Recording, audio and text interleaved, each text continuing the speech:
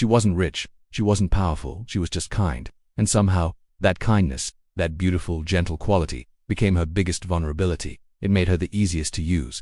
You see, people would always say they liked her.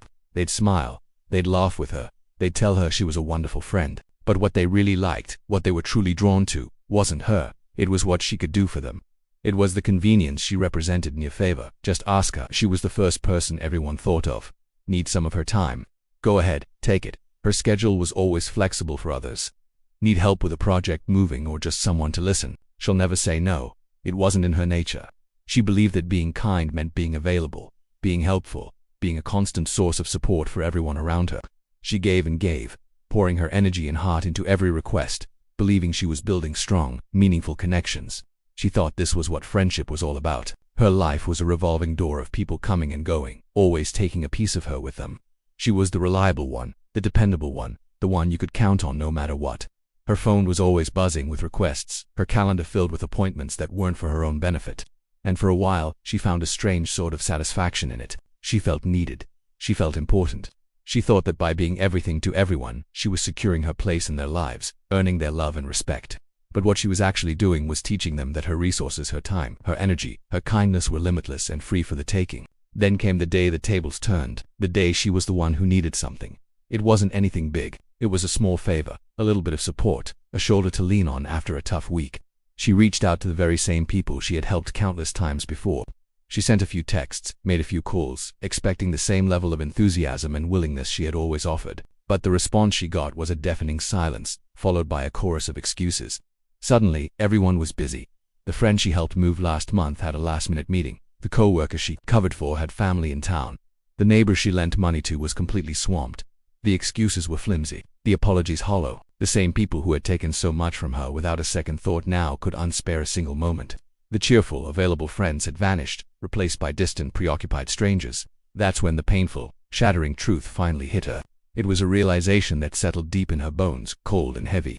She finally understood. You're not loved for your kindness. You're used for it. Her generosity hadn't been a bridge to connection. It had been a welcome mat for opportunists. They didn't love her. They loved the convenience of her. They loved her inability to say no. They loved that she asked for nothing in return.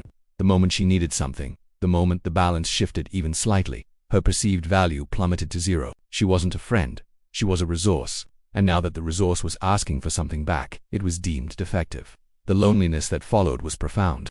She felt foolish, naive. She questioned every act of kindness, every favor she'd ever done. Was it all just a transaction she was on the losing end of? She started to build walls around her heart, believing that kindness was a weakness she couldn't afford to have anymore. The world seemed like a darker place, a transactional marketplace where genuine connection was a myth. She felt utterly and completely alone, adrift in a sea of people she thought were her friends. But here's the twist. Just when she was about to give up on humanity, something unexpected happened. Amidst the sea of excuses and the silence from those she once called friends, two people stayed. Just two. There were no excuses. There were no fake smiles or hollow promises of catching up soon. There was no hesitation. They just showed up. One called and said, "What do you need? I'm on my way." The other simply appeared at her door with her favorite takeout, ready to listen for as long as it took. They didn't ask what they would get in return. They didn't weigh the pros and cons. They just saw a friend in need and acted. It wasn't a transaction. It was a testament. It was real, unwavering loyalty.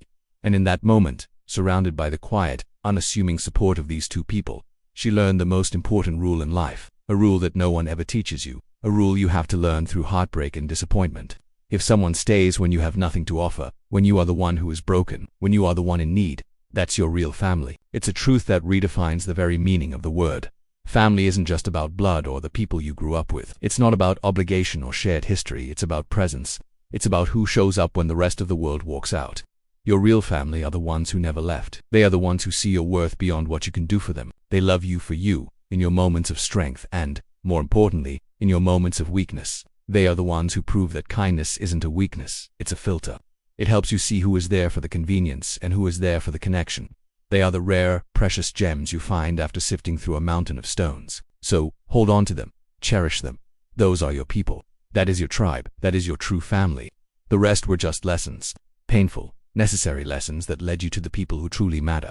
And that kind of discovery, that kind of love, is worth more than all the riches and power in the world. Thanks for watching. If this story resonated with you, Please consider liking and subscribing for more content that explores the deeper truths of life and connection. We'd love to have you as part of our community.